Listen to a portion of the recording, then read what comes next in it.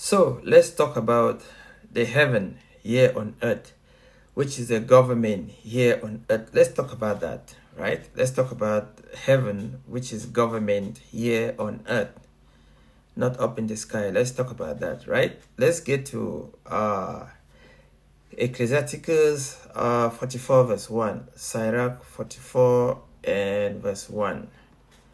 Let's see what it says. 44 and verse 1.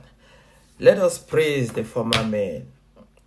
Ecclesiastes 4 verse 1, it says, let us now praise former men and our Father that begat us. Verse 2, the Lord had wrought great glory by them through his great power from the beginning. Verse 3, such as did bear rule in their kingdoms, men renowned for their powers, given counsel by their understandings and declaring prophecy. Verse 4, leaders of the people by their counsel and by their knowledge of learning, meet for the people, wise and eloquent, and their instruction, such as found as musical tunes. So this is showing you forefather were great men back then. Great men. Now let's give an example.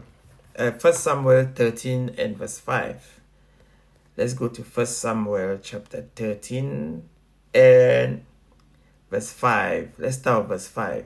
And the Philistines gathered themselves together to fight. And the Philistines gathered themselves together to fight with Israel. 30,000 chariots. Just imagine 30,000 warplanes or 30,000 tanks. Imagine that. 30,000 chariot and 6,000 horsemen. That is 6,000 horses, men sitting on horse, and people as the sun, which is at the seashore, in multitude. And they came up and pitched in Mishmas, eastward from Bethaven. Verse 6. When the men of Israel saw that they were in strait, for the people were distressed. So our forefathers started to be trembling when they saw this great army.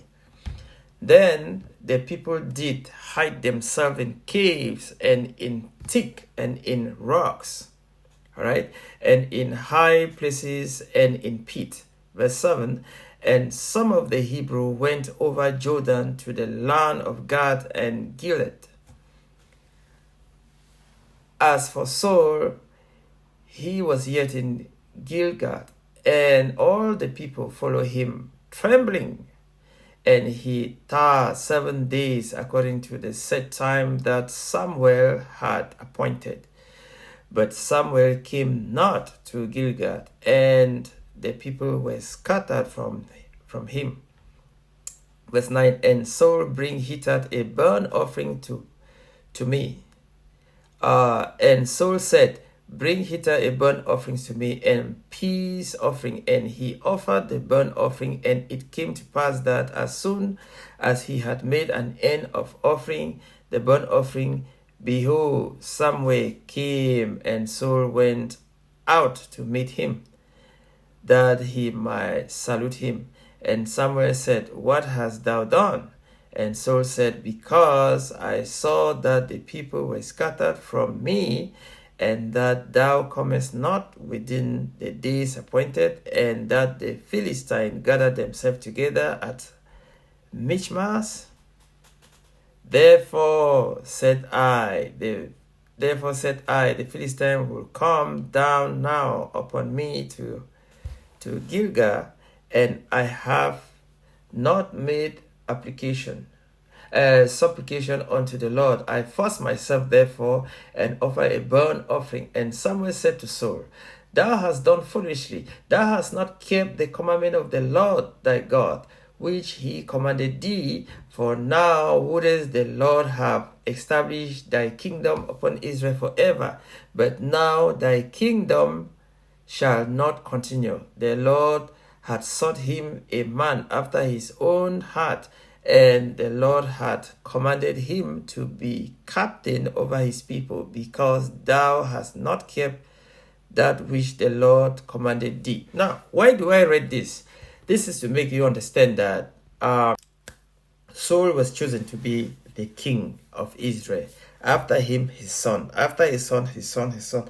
That family is supposed to be king forever. But because he messed up, he went and did burnt offering. That is supposed to be done by priest, not him. The Levite, that's their duty. But he went and did that. Samuel was like a supreme ruler. God Almighty gave instruction to Samuel. Samuel gave the instruction to Saul. Then Saul called the elders and instruct them. The elders distribute the instruction to the people. That was our system of rulership. We did not have democracy. We did not have voting, that they have to vote someone ungodly man. That was never our ways of governance.